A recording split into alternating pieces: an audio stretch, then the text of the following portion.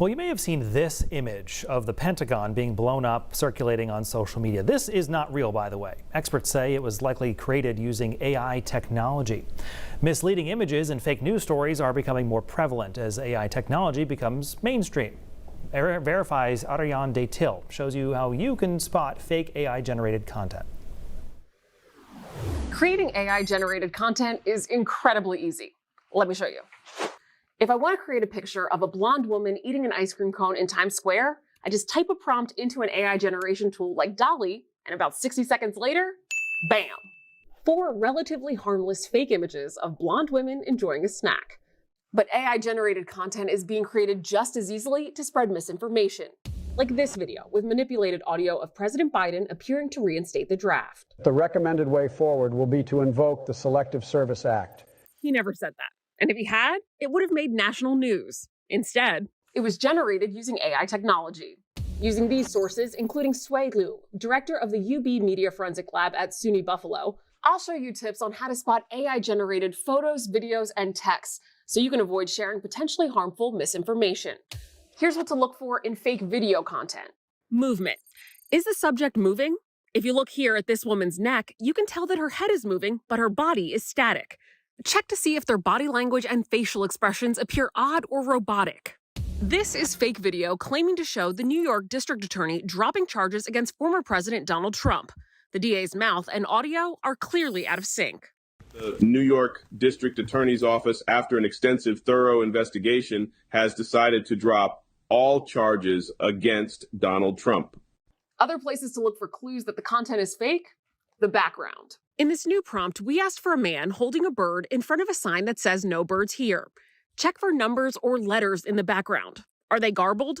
And the hands, are they misshapen? Are there too many or not enough fingers? When it comes to spotting AI-generated audio, our expert says one of his biggest concerns is impersonations. Reports of scammers pretending to be a family member in danger and in need of money are becoming more common. Somebody out there used an AI machine to trick my grandpa. To avoid falling for this type of scam, our expert shared a few tips. Tip 1.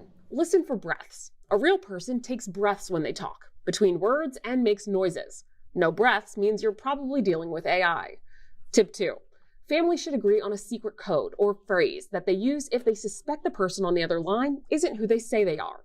Tip 3. Hang up and call the person back who supposedly contacted you to confirm that it was actually them. Finally, there's AI-generated text. Our experts say it's the hardest to detect, so I'm going to use AI to write the next portion of my script. I'm prompting ChatGPT to write a TV news script that is 3 sentences or less, explaining why AI-generated text can be difficult to detect. So here goes. Experts warn that AI-generated text can seamlessly replicate grammar, context, and even emotional nuances, making it harder to identify red flags or distinguish real news from fabricated stories. The need for improved detection tools and critical thinking skills is becoming crucial to combat the growing threat of AI-generated misinformation. Not bad, eh? There are a few free tools that check for AI-generated text, like Undetectable AI Checker and CopyLeaks. Just drop in the text and click Check for AI. But experts say they're not 100% reliable, which we can verify. Both tools thought the AI generation portion of my script was actually written by a human. So next time you come across a piece of content that feels off, do a gut check. If it feels fake, our experts say it probably is.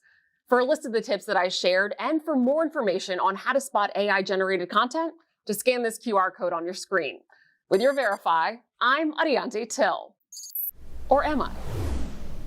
And remember, if there's something you want us to verify, email us at verify@newscentermaine.com. You can also reach us anytime on social media.